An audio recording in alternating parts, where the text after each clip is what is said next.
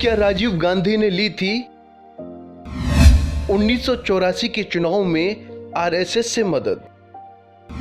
क्या था वो पूरा वाकया? कहते हैं कि भारत के राजनीतिक इतिहास में अब तक का सबसे दिलचस्प चुनाव 1984 में हुआ था, क्योंकि तत्कालीन प्रधानमंत्री इंदिरा गांधी की हत्या के बाद सवाल ये खड़ा हो रहा था कि अब उनकी जगह कुर्सी कौन संभालेगा।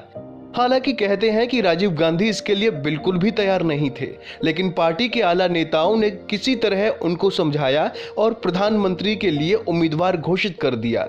आपको बता दें कि उस चुनाव में राजीव गांधी को 414 सीटें हासिल हुई थीं, यानी बीजेपी के बड़े से बड़े धुरंधर उनके सामने घुटने टेक गए थे, जिसका नतीजा ये था कि बीजेपी को महज 2 सीटें ही नसीब हुई थीं। लेकिन पत्रकार और राजनीतिक टिप्पणीकार राशिद किदवई ने अपनी किताब में एक बेहद चौंकाने वाला खुलासा किया है।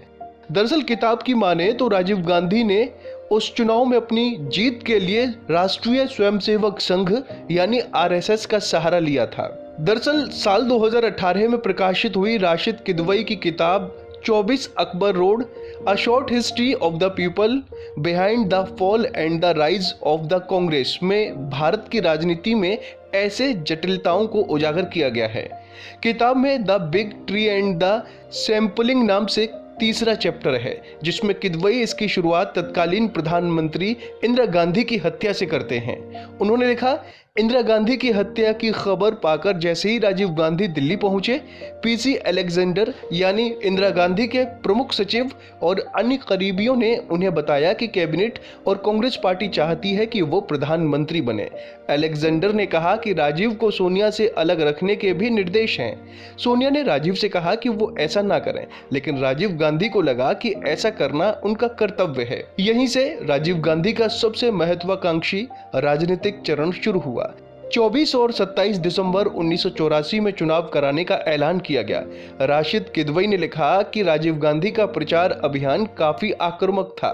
खालिस्तान की मांग और सिख कट्टरपंथ के खिलाफ सरकारी कार्रवाई को देश भर में मुद्दा बनाया गया।